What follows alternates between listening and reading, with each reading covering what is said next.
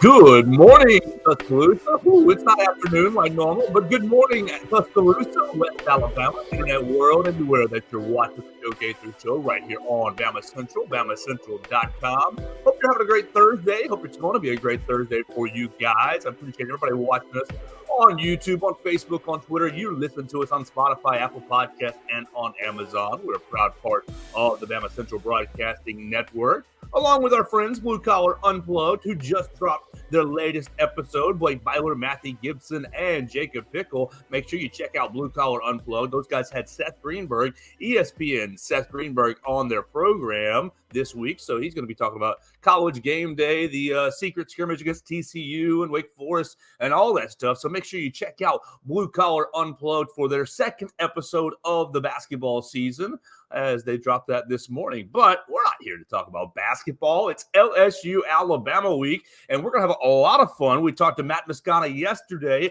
of ESPN 104.5. We're going to go back to ESPN 104.5 down in Baton Rouge and welcome our guest on today is Hunt Palmer. You can follow Hunt Palmer at Hunt Palmer 88 on the X machine. Listen to him on the Hunt Palmer Show 1 to 3 on ESPN 104.5 down in Baton Rouge. He's also on the LSU Pre and Postgame Show. So there's no better person. Matt was good, but Hunter's better. There's no better person to find out about LSU than Hunt Palmer. Good morning, sir. How are you today? Doing well, Joe. How are you on this important week? Absolutely. I'm doing great. I'm excited. I cannot wait for Saturday night, really. And this is one of my last steps to get there to Saturday night. So I'm really pumped up about it. It's a huge week. So let me just throw the ball into your court. We started the episode yesterday with Matt Moscona with the Florida State loss and kind of the progression. And so I want to start there, and then we're going to go in a lot of different directions than we went yesterday. LSU lost to Florida State in the first week. 45-24. I think there was a lot of excitement about this LSU team going into the season. And so I want to know kind of how that changed with the loss, but more importantly about the team, how the team has grown or changed since the opening week loss. Yeah, weird game. LSU busts a huge one on the first play of the game, way down into the red zone, and they really moved the ball very, very well in the first half of that game, 300 yards plus of offense. But they got stopped on a couple of fourth downs, got stuffed on a run, had a sack, and didn't cash in the red zone, but still got to the half in great position. And quite frankly, they just got whipped in the second half. You had an unfortunate turnover where Malik Neighbors fell down and Jaden Daniels threw an out route, and you get an interception there. And then the defense didn't get any stops. They couldn't cover Keon Coleman, couldn't cover Johnny Wilson, and that has continued, and the moving of the ball has continued. So those two themes have gone and carried on for 2 months, but just not cashing in early didn't allow LSU to build a lead, and then Florida State just ran away from them in the second half. And look, Florida State's a good team, but that's the worst half that LSU's played all year. Well, you're playing – obviously, everybody's focused on LSU and Alabama this week, and a lot of the people from the Alabama side have thought, oh, well, Alabama will be able to get a couple stops, and their defense stinks. I've been really worried about Alabama's consistency on offense, being able to – I know LSU's defense is, 88th in the country and 88th in passing defense, but the consistency up front for Alabama, the offensive line, giving up a lot of pressures – I know Mekhi Wingo is out for this game, and he's out for the next, 5-6 weeks or so, according to Brian Kelly on Monday. But you've got Jordan Jefferson, and you still got Mason Smith up front. How has the LSU front, even with the struggles on the back end, been able to stop the run, been able to pressure quarterbacks throughout the season? Not great consistently. Against Auburn, they did a pretty good job. Auburn scored 18 points, but Auburn's offense is atrocious. They went out to Cal and scored 14. They went to, I believe, Kyle Field and scored 3 on offense. I mean, they're terrible on offense. And statistic and Army's awful too. They had their backup quarterback. They didn't score on Troy the week before, and they came. So the last 2 games LSU's played have looked pretty good statistically. I'm not going to put much stock into either one of them.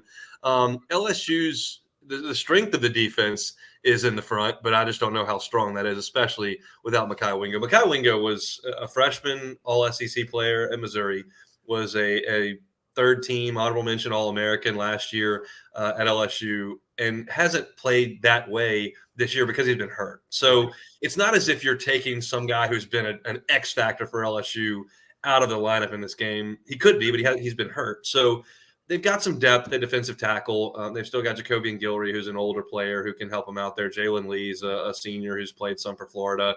Those two guys will back up Jordan Jefferson and Mason Smith.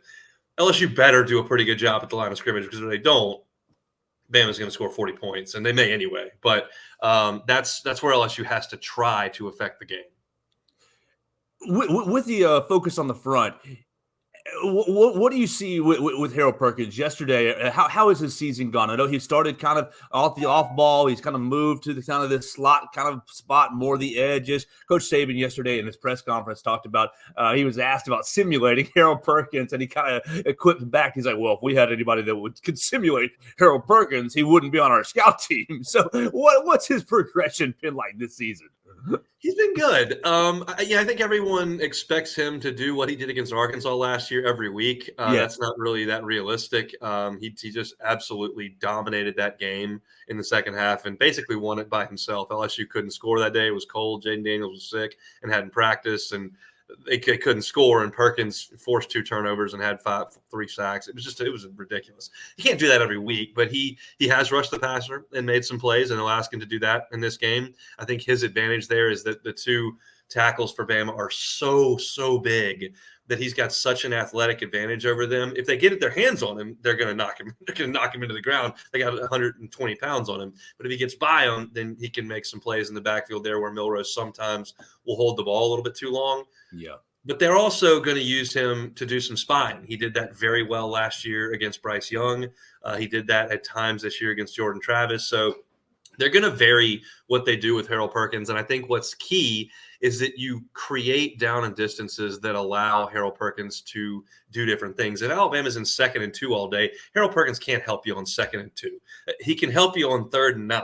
He can help you on 3rd and 8. He can spy Milroe and not let him run for 7. He's probably one of the only linebackers in the league that can actually run with Milroe, and he can create pressure off the edge. He's a really dynamic playmaker. He hasn't been what he was that day in Fayetteville, day in and day out, but he's still got every bit of that ability. Well, Alabama's had a lot of trouble staying on schedule. When Alabama has stayed on schedule, 2nd and 6, 3rd and 2, 3rd and 3, the offense is, every offense looks great when you stay on schedule, but Alabama's had a lot of trouble this year not getting into 3rd and 7, 3rd and 9, something like that. So that's going to be, I think people are overlooking the Alabama inconsistencies on offense just a little bit. Let's keep going with this side of the football. Defensive coordinator Matt House is in his 2nd year. And so everybody's seen the struggles with this year for Alabama. Is it more on schematics or is it more on personnel? Obviously, you've seen the kind of issues in the back end with the secondary. You lost Zy Alexander. You've lost your transfers. Denver Harris and Chestnut are kind of suspended / off the team. Basically, your whole secondary has been decimated. But is it personnel more? Would you say it's more personnel driven for the struggles, or is it schematically driven? I think it's personnel. I've been going out to LSU football practices for 13 years now, and I'm used to seeing first-round draft picks in the secondary every single year. Same thing in Tuscaloosa, right. Same thing in Gainesville, same thing in Columbus, Ohio, and they just don't have them. They just don't have those type of players. And now the guys who were veterans in that group, Deuce Chestnut's a 3rd-year player, Zy Alexander's a 5th-year player, Denver Harris is a 2nd-year player. Those guys are out of the equation. Greg Brooks, unfortunately, dealing with brain cancer after the 2nd week of the season. That's a 5th-year player, and you've lost all your experience, and there wasn't a ton of top-end talent to begin with. So they've got some guys who are fairly highly recruited who haven't played very much football, but those are the guys that are kind of out there. And it's just they were not totally out of position against Florida State. You could argue that they didn't do a good job with Harold Perkins against Florida State. They didn't rush him very much. He dropped into coverage a ton, and I can get on board with that in terms of X's and O's. But they just couldn't cover Keon Coleman because he's going to be the 23rd pick in the draft. Yeah, and they don't have anybody like that at corner. And then against Ole Miss, they couldn't stop the run or the pass. I don't know what you call when you can't cover guys on the outside and your defensive line is getting knocked off the ball. Now, they brought in Pete Jenkins. And look, I'm not a huge X's and O's guy. I can give you the statistics and trends and an opinion. I didn't play college football or certainly don't coach it. But they made what seems to me to be a pretty simple fix to the defensive front when Pete Jenkins came in a few weeks ago. They just moved the defensive linemen like 6'2", a yard-ish closer to the line of scrimmage, where against Ole Miss, you were taking still shots, and they were 2 yards off the ball, which was that seems ridiculous to me. But Yes. it's on tape. You can't really refute it. They've put a little pressure on offensive lines. They still don't have Glenn Dorsey or Michael Brockers, or they just don't have that guy.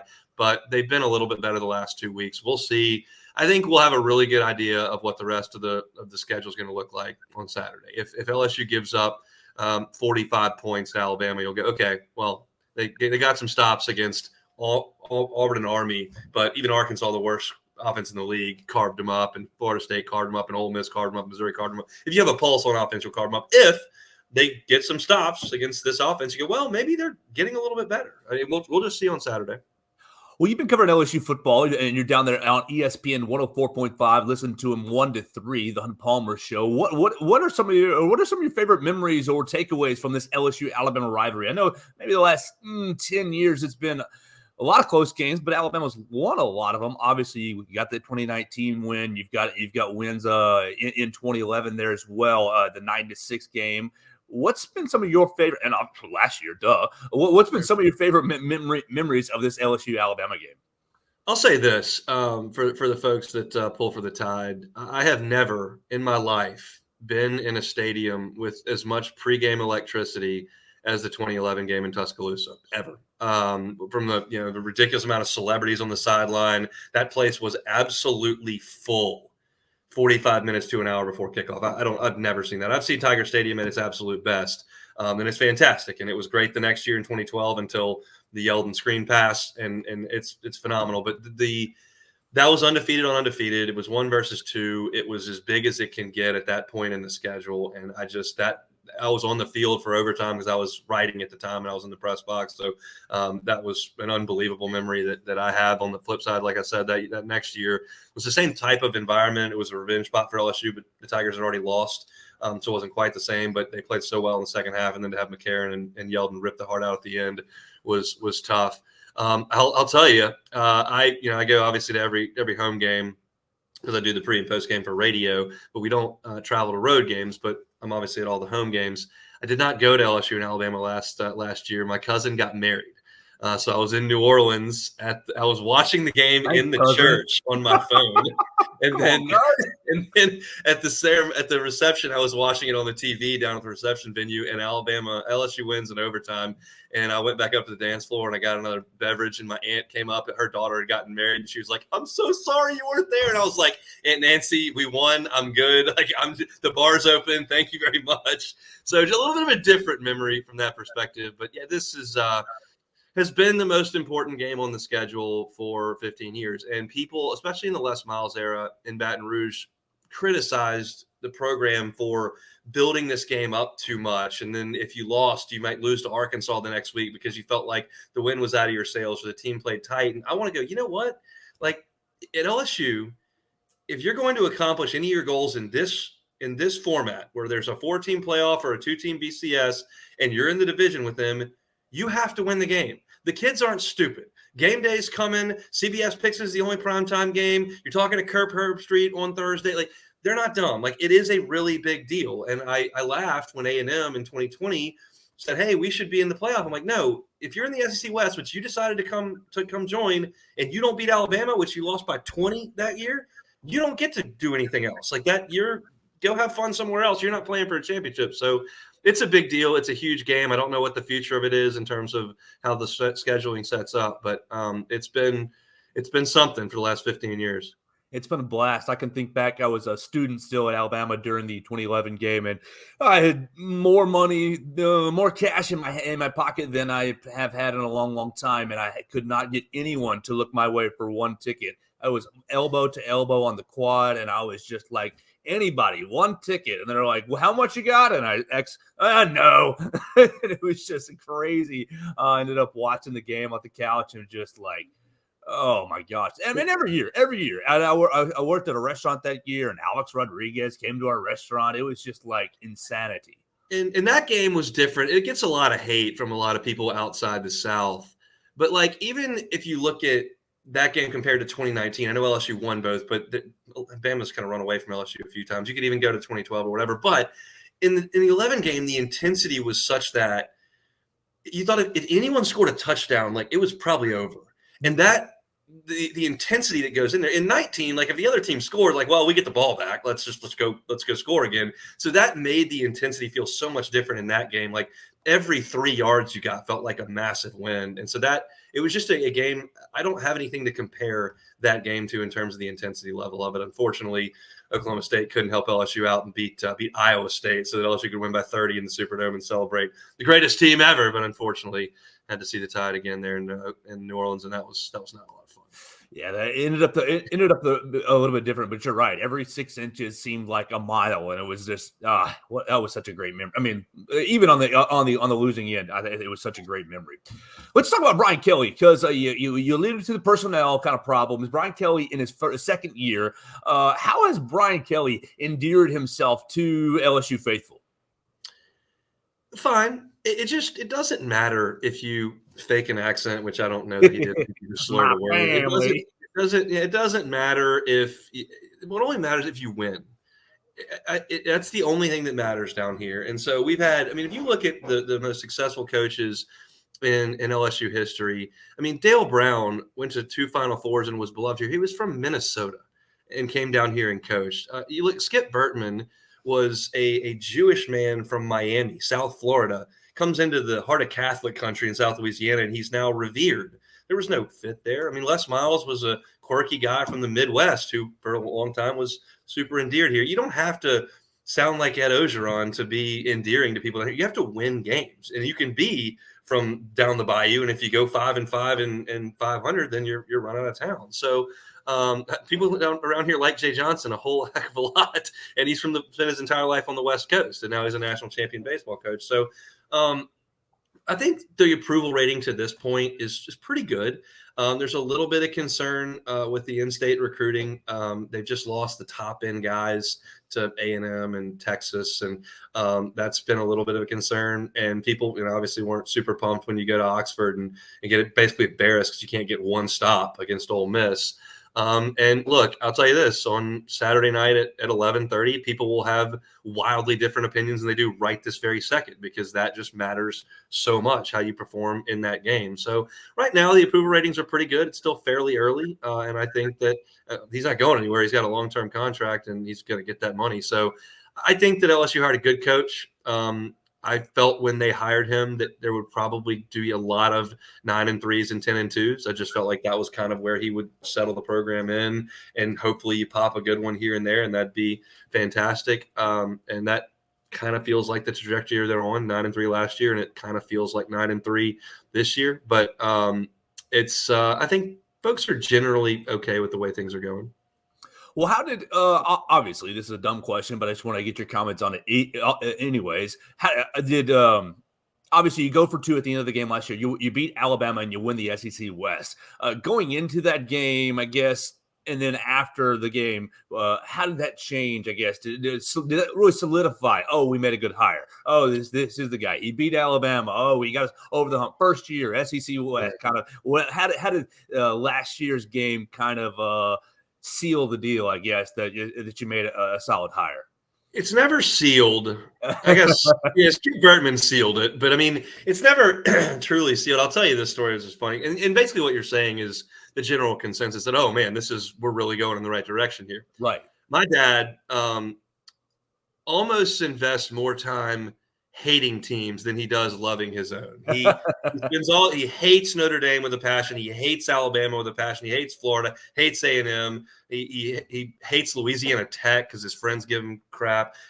That's how he's wired sports-wise. Like he watches all these he hates the Saints. He's a North Louisiana guy, despises the Saints. And so that's how, and he's hated Brian Kelly and Notre Dame for a better part of a decade, just despised the man. And then LSU hires him. And so he's just, this guy stinks. This is a terrible hire. I hate this guy. We're at that wedding last year, and LSU beats Alabama.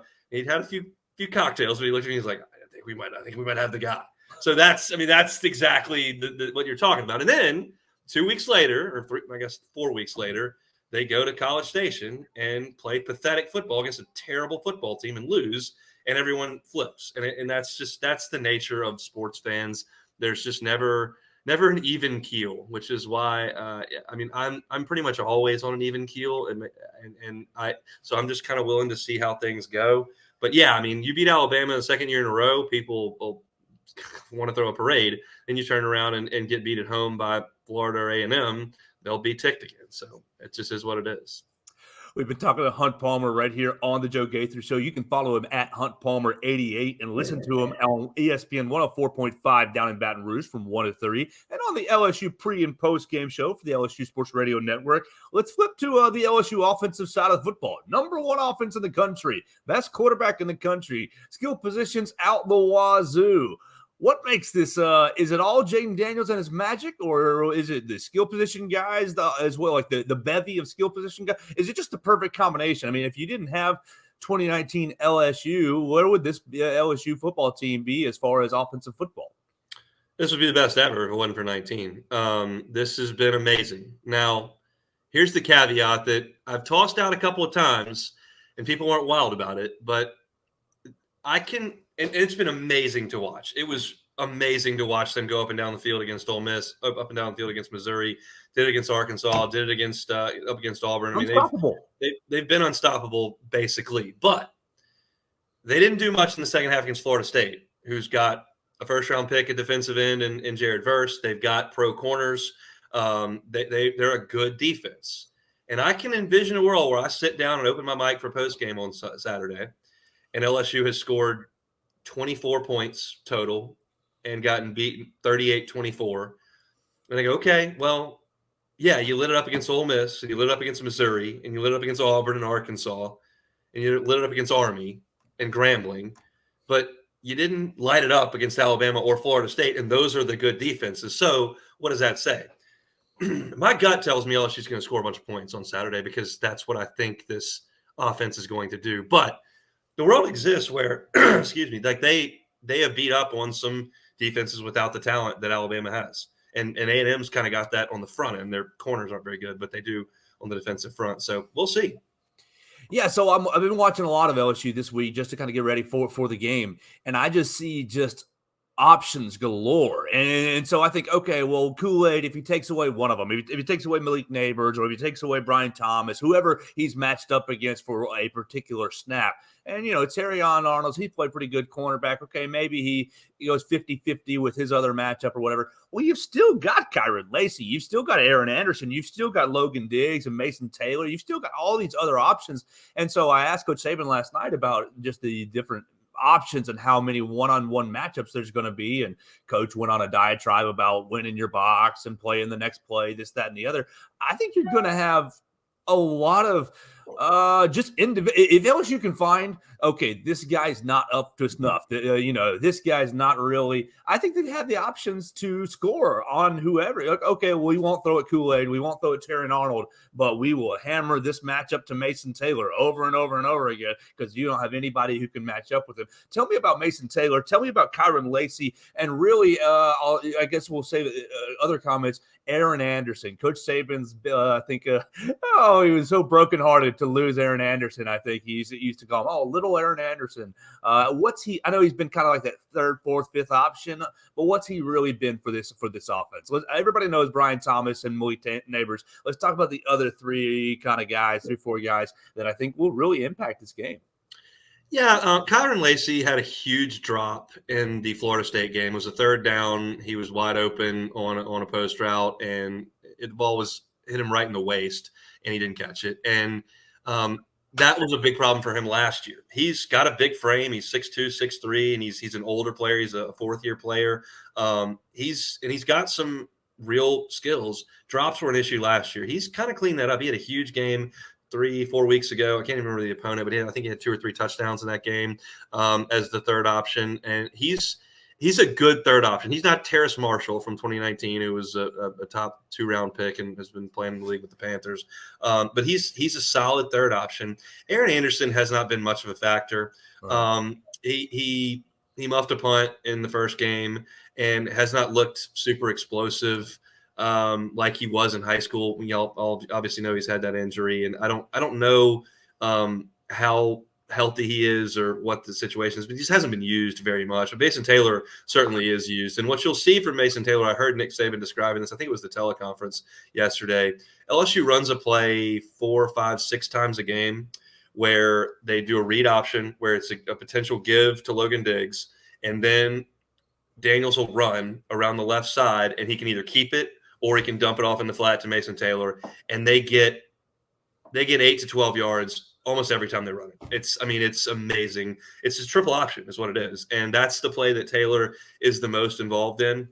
And he's a service. I mean, he's a solid option. He's not, OJ Howard or one of those just freak tight ends that's going to play in the NFL for a million years. But he's big. He catches the ball well. He blocks pretty well, and he's very capable on third down. So you won't see him bust a 65-yarder, but he's just that's what Neighbors and Thomas are for. He's just real solid around the first down markers.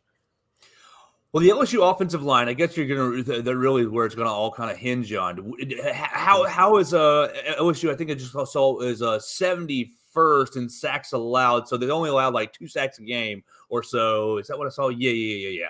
Tied 71st. Allowed 80 sack yards, 17 sacks this season. So Alabama, you kind of outlined it right at the beginning with the Florida State comparison and Jared Verse. Obviously, you've got Dallas Turner and Chris Braswell off the edges, and you've got some good players on the inside. Not maybe not great players, but what do you think? How do you think that LSU's offensive line is going to be able to hold up with Jaden? I mean, Jaden Daniels crushed Alabama, escaping the pocket and scrambling after the pass plays. How do you think the LSU offensive line is going to hold up? I think they'll do well. They have been very, very good since the Florida State game. Now, that goes back to the point we're making, so we'll see. But Will Campbell at left tackle was the most talented left tackle they have had since La'el Collins, who has played for a long time in the NFL, and then before that, probably Andrew Whitworth. He's exceptional. I'd never seen this before covering LSU. He was an early enrollee in January, and like 6 practices into the spring, Brian Kelly said, "That's our left tackle," and never moved him after that. That doesn't happen very often. Now it's happened in Tuscaloosa there with Jaden Proctor, but it's rare. And he took his lumps last year and has been fantastic this year. Emory Jones is on the other side at tackle. He's in the same class as Campbell, and those two guys have been very, very good. And then LSU's just very old in the middle. Charles Turner is a senior. Miles Frazier is a senior.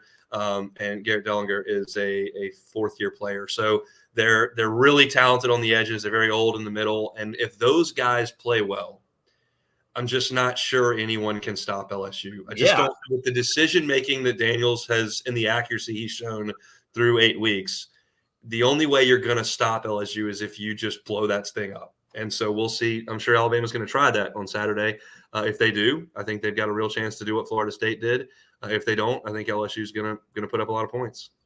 Oh man, so we could be either playing a rematch or a repeat of the LSU Ole Miss game. I guess best case scenario for LSU would be fine with that. LSU is just fine in a track in the field. The thing that we've been talking about down here, honestly, Joe, is it's just a lot. And I don't know if the guys feel like this. I certainly do analyzing the game. I don't know what the players or coaches feel like, but it feels like sitting here on Thursday morning that when LSU's offense takes the field for the first time in Bryant-Denny at 6:45 on Saturday, you got to go score 40.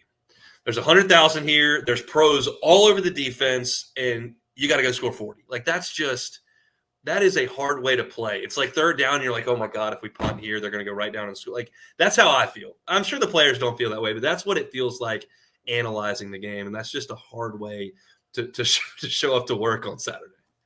Well, you've obviously watched Alabama in your prep work this week and just watching them. Do you not feel or do you not take any solace in the fact that Alabama started slow offensively pretty much every game? You went almost 3 and out 3 straight times against Arkansas on the third down, 3rd and 9 or whatever. Jalen Milroe hits the 79-yard pass, and everybody in Bryant-Denny Stadium breathes again. Against Tennessee, you went 3 and out like pretty much until halftime. And so they've started slowly. You've had problems on the offensive line. Then they go into halftime. I guess Tommy Reese and everybody, Eric Wolford, they put it up on the screen and they say, here's what they're actually doing. And the second half kind of goes a lot better. I'm worried about that first half if Alabama's offense cannot start quickly, cannot take advantage of the defense, the defensive problems that LSU has. Cannot, I mean, even if it's, hey, we're just running the football. Let's run the football and be consistent. I'm worried just the offensive line's inconsistencies in the first half will put Alabama in a big hole, and that's not really where they want to be with this LSU offense. So my answer to that, and everything I say is on tape, so it's easy to go back on YouTube or wherever and find it. I was not super impressed with Milroe last year in reserve duty. I was not super impressed with him at all against Texas. Then I realized that maybe the staff in Tuscaloosa wasn't impressed with him much as what they did in South Florida. Yeah. And then when he threw that red zone interception against Ole Miss on that pass to the left side, I said this on the air the next Monday. I said, I think Alabama has the worst quarterback in the SEC. I was like, I don't know what Ken Seals does at Vanderbilt because I don't spend much time watching them, but I think he's the worst one. And then you see the next few weeks, and then you see the deep ball, and yeah, he holds on to it too long. And yeah, is he great on 3rd and 7? No, he's not. He's not anywhere close to Bryce Young or Tua or Mac or those guys. He's gotten better. Yeah. And I think LSU, because they're limited in terms of talent and depth, and then the secondary is what it is, I think they're going to play it so safe back there that Alabama will be able to run it and be methodical and just don't do anything crazy, take what's in front of them. And I think they'll score. There's too much scar tissue for me watching this defense the first 6 weeks of the season. I can't put any stock into Auburn or Army. So sure. Do I hope Jalen Milroe throws one of those awful red zone passes like he did against Ole Miss or holds it too long and Perkins gets back there for a strip sack? Like, yeah. Do I think Alabama is going to comfortably score 30, 34 points in this game? Yeah. Well, I got a commenter chiming in, wants to go back to the defense of the secondary players. Obviously, Zy Alexander is hurt, and we hit on Denver Harris and Chestnut not playing. So who are going to be their replacements? Sage Ryan has kind of moved to safety, down to corner, and he's been doing that. So it's not like a this week thing. What's the cornerback, defensive back plan? You hit that there's not really first rounders out there. Who is going to be out there? So Sage Ryan will play one of the corners. He's been a safety for 2 years. He looks like a corner, but he doesn't cover like one, which is why he plays safety. Now he's got to go out there and play corner. He's struggled in coverage for a couple of years after being a 5-star out of the Lafayette area. The other corner is probably going to be Ashton Stamps, who was, if you looked at this class on signing day, probably the lowest rated defensive back in the class. But he got to campus. They loved him at camp first, which is why they offered him. And he looks the part. He is really athletic, and he's not a skinny little freshman, but he just hasn't played very much. And he was, a 3-star recruit that came in. He went to Rummel, which is what produced Jamar Chase and produced Christian Fulton, the cornerback. Like, it's a great football program. But he's going to play one of the other sides. LaTerrence Welsh, who was probably the lowest-rated corner in the class before him, that's a second-year player, will play the other corner spot when you're talking about 3 of them. And then in the secondary, you're going to have Major Burns back at safety, who's a veteran player, but a little stiff, talks a lot of trash, and will come up and hit you. But it's not a guy you want running with Jermaine Burton all that often. And so that's kind of what you're looking at is the majority of the guys that will do the covering for LSU. It's a unit that just doesn't have much experience at cornerback and then is a little limited physically at safety. All right, so I'll be remiss if I got out of here without a Jay Bramlett question. Jay Bramlett, Tuscaloosa native. I know his father. I had no idea. I really? Just know he was Notre Dame. I didn't know. Okay, yeah. So he went to Hillcrest High School, about 4 miles away from where I'm recording right now. His father was defensive coordinator at Hillcrest, and now his father is head coach at Brookwood High School, which is about 15 miles away from where I am now. So their family love Coach Bramlett a lot. Obviously spent a lot of time at Notre Dame, graduate transferred to LSU. When he was graduate transfer in that portal era, a lot of people were, hey, let's bring him back to Tuscaloosa. But we had James Burnap going from his first to second year. And a lot of people were kind of, James Burnap, his first year was not good. It was okay. It was his first year, not good. Let's get Jay Bramlett. He didn't really get the opportunity and so he went to LSU. Any good Jay Bramlett stories? I mean, he's got a got a bomb in his foot. So I think he's a pretty dang good punter. Any good Jay Bramlett stories you got over the last 2 years? So he has been awesome. I did a special teams segment on my show last week. Don't hold me to this, but I believe LSU has only had one punt returned all year for 2 yards. I think that's it. And he's averaging about 43, 44 a kick. So he's hitting it high, and they're fair catching it every time. And I'll tell you this, last year, I don't know how closely those in Tuscaloosa followed this, LSU special teams were an abject disaster. They muffed 2 punts in the opener against Florida State. They got 2 kicks blocked against Florida State. Again, they lost, obviously, with a blocked extra point. They opened the game against Tennessee, muffing the opening kickoff, which Tennessee recovered like on a pooch kick. They couldn't cover anybody. They were just atrocious. And that caused Brian Kelly to literally let go of the first staffer he hired at LSU after 1 year. Brian Polian was brought in, coach special teams and recruit, and he trusted him implicitly to do that. And the special teams were so bad, he was like, well, we got to move on. And this year they've been really good. They've got a freshman kick returner in Caleb Jackson, who's big and a track guy, explosive, has had a couple of long returns. Damian Ramos has been very good kicking field goals outside of one chip shot he missed against Grambling. I mentioned Bramlett's been fantastic. The one bummer for me from an LSU perspective is that LSU the last 3 years has totally quit on game-changing punt returners. They had the muff issues last year when they started Malik Neighbors back there, and this year Aaron Anderson, and they've just said we're done with that. They've got a walk-on back there. He fair catches it every time. And that's with this offense, that's okay because they go down and score. And in 2019, I'd be okay with that. But I like Patrick Peterson back there. I like Odell Beckham back there. I like guys that can make explosive plays in the return game. Tyrann Mathieu changed some games in 2011 doing that. And LSU's completely given up on that. They're just fair catching everything. So they've been very, very solid on special teams, and Bramlett's been excellent. Well, we love Jay Bramlett, even if he's wearing purple and gold. And so, hopefully we get from our side, he gets a lot of punts. And one thing I'll notice, LSU hasn't punted more than 3 times in any game. I think they've only punted those 3 times in 2 games, maybe this whole year. So Jay Bramlett not been getting a whole lot of work there this year, but that's A-okay from the Tigers' perspective. Hunt, we've had a lot of fun talking to you so far today. We've been talking to Hunt Palmer, host of the Hunt Palmer Show on ESPN 104.5 from 1 until 3 down in Baton Rouge, and pre- and post-game as well on LSU Sports Radio. Anything that I've missed or any other aspects for the LSU Tigers that the Alabama people who maybe haven't watched them since week 1 and really watched them in the fourth quarter against LSU and Ole Miss because they were waiting on Alabama, Mississippi State to come on TV. Anything that we've left off the table or things that we should be aware of for the Saturday night ball game? We have not discussed Logan Diggs, LSU's running back, and I don't know whether or not his emergence, he was not available for the Florida State game. I think he was a little bit hurt and didn't practice enough leading up to it. But LSU could not run the ball on Florida State. They had one run of 41 yards at the end of the first half when Florida State was in kind of like prevent, and they busted one. Outside of that, the running backs had like 12 carries for 13 yards. And Diggs was not involved in that. Since he's come back, he's been really good. He's in the top 3 in the SEC in rushing yards per game.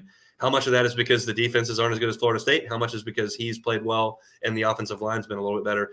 Again, that's another thing that we'll learn. But he's a talented back. He's not in the mold of the elite backs that LSU's had, the Darius Geis, Leonard Fournette, Jeremy Hill crew. But he's better than the guys they had out there against Florida State. And so I'm curious to see how well LSU runs the ball on Saturday, because if they start running it, like, then that just opens it, makes things so easy for Jaden, who's been so good. So that'll be interesting to see how well Logan Diggs can get some traction. We know how huge a role Clyde Edwards-Helaire played in that 2019 game where he was fantastic.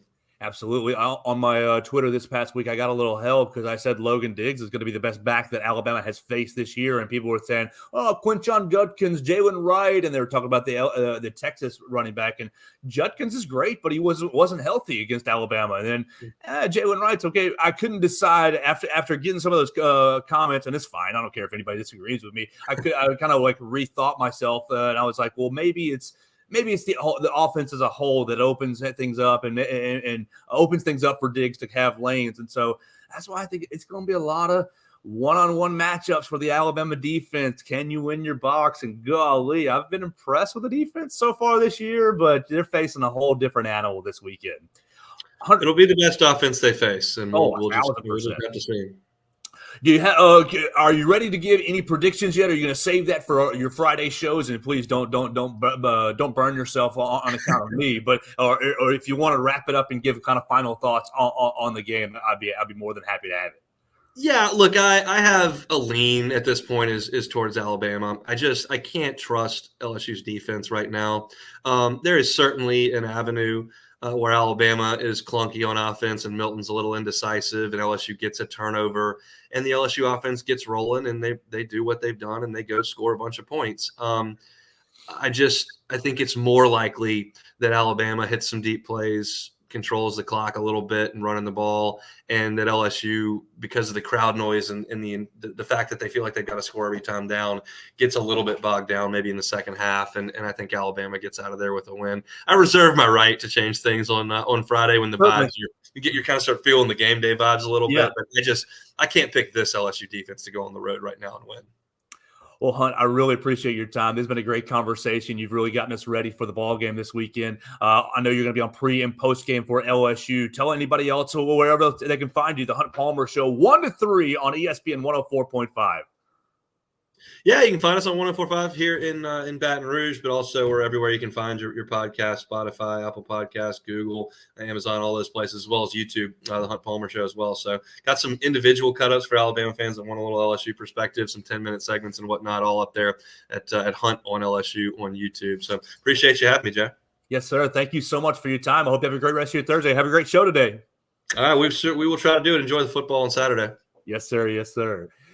That's Hunt Palmer joining me on the program today, and I really appreciate his time. He gave us a great 40 minutes of LSU talk, and look, it's going to be a war on Saturday. I know on Monday I was feeling like a big old Alabama win, but as I've watched more LSU and as I've thought more about it, and we've heard from Matt Moscano, we've heard from Hunt Palmer, I'm getting closer to that. Maybe that 3-point line is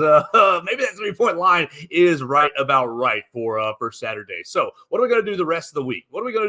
We are going to do Football Friday tomorrow with Kay Wyndham. Austin Hannon told me he's going to be back in the fold. We'll see whoever else from the BamaCentral crew jumps on and joins us on Football Friday. Now, what we are going to do, we're going to be at a NATO's press conference tomorrow at about 11:15 or so. So when we finish with Coach Oates, we're coming back home and we're doing Football Friday. We'll do Football Friday and kind of get you ready for the weekend, make all our SEC picks, talk more about LSU and Alabama. Might have a bonus Saturday episode dropping. I have a phone call scheduled on Friday with a certain 5-star quarterback commit from California. So maybe we can drop that on Saturday before the game and get everybody excited for Julian Sagan's perspective. We'll see about that. That might drop on Saturday as well. So it's going to be a great rest of the week right here on the Joe Gaither Show. I appreciate Hunt Palmer. I appreciate Matt Moscano. We had Jacob Pickle on Tuesday from Blue Collar Unplugged. If you haven't subscribed to Blue Collar Unplugged, you're missing out. The gentleman just dropped another episode this morning. This episode features ESPN's Seth Greenberg. Seth Greenberg gave the guys a lot of insight on the LSU Wake Forest scrimmage, gave them a lot of insight on the transfers that Alabama brought in, the new coaches that Alabama brought in, maybe College Game Day coming to Tuscaloosa. I know we've got our 56th time that College Game Day has featured an Alabama football game, but College Game Day never has been to Coleman Coliseum for basketball. Seth Greenberg is going to talk about that on their episode as well. So check out Blue Collar Unplugged on Spotify, Apple Podcasts, and on Amazon. And of course, right there on the cover, on the front page of BamaCentral.com. We are both a proud part of the BamaCentral Broadcasting Network, and we love and appreciate Chris Walsh for putting us on each and every day. I love and appreciate you guys, Wendell Hare and Joe Will. You guys are chiming in on the comments today, and anybody else who wants to jump in and chime in on the comments, you can find me at Joe Gaither 6 on the Facebook, Instagram, Twitter, YouTube, Snapchat, TikTok, wherever that you do your social medias. It's at Joe Gaither 6. Send me your comments, questions, queries, and complaints. The complaints are my favorite. We can hit me up at Joe Gaither 6. And of course, rate, review, subscribe, find the show, The Joe Gaither Show, on Amazon, Spotify, Apple Podcasts, YouTube, Facebook, Twitter, at BamaCentral, and on BamaCentral.com.